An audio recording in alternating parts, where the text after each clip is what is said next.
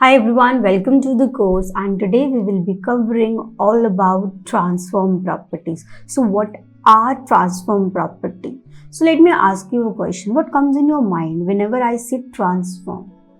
Transform means changing, right? Which is actually present on its actual position and now you want to transform it to something another thing, okay, by using any property. So here it is 2D transform, that means x-axis and y-axis, x-plane and y-plane. We are going to move the elements like that. So let's see how it works. So before that, I want to go with H1, that say transform is amazing.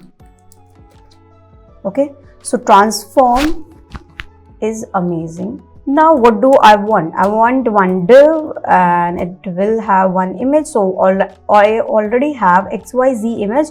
So let's go with this XYZ, name it over here xyz.png. okay, enter it. Now as far as I know that this image is going to be larger, see, so we need to set some height and width. Let's do that. So height I am going to take it, okay, so all has gone. So height I want to take it as 200 pixel and let's go with the width as also 200 pixel. So yeah, amazing. So this is fine. So as I want to style this image, so I will select my image and I want to transform it. So my property name is transform, whereas the value are going to be method over here. That means if I use translate, okay, so translate will take two values. That means I want to translate it from x-axis and y-axis, that it will, now its original position is this. Now translate x, if I'll give to 20 pixel. So see, it has covered 20 pixel from the x plane, and now let's suppose that I have done 300 pixel from y plane. So now this will move 300 pixel from y plane. I hope you are understanding this. So if you reduce it, it will automatically come up. See, so you can even do this. So see, you can move this. Even if you want to move your x-axis, then x-axis means you want to move it from x-axis, then you can have only one value of x-axis, okay. So it will move 20 pixel by x-axis, and if you want y, then it will be moving from up to 50 pixel, okay. So this was your translate. Now let's come to rotate. So rotate means you want to rotate the image. So by how much degree you need to, so you have seen D scale on which there are degrees mentioned. Similarly, you can do it over here. So let's suppose if I did 90 degree. So the image is like this. So it should be like this now. So let's see. See, the image was initially like this. Just see. It is like this, but now it will be like this and I will have 90 degree, okay. So if I have 180 degree, that means it will be opposite, okay.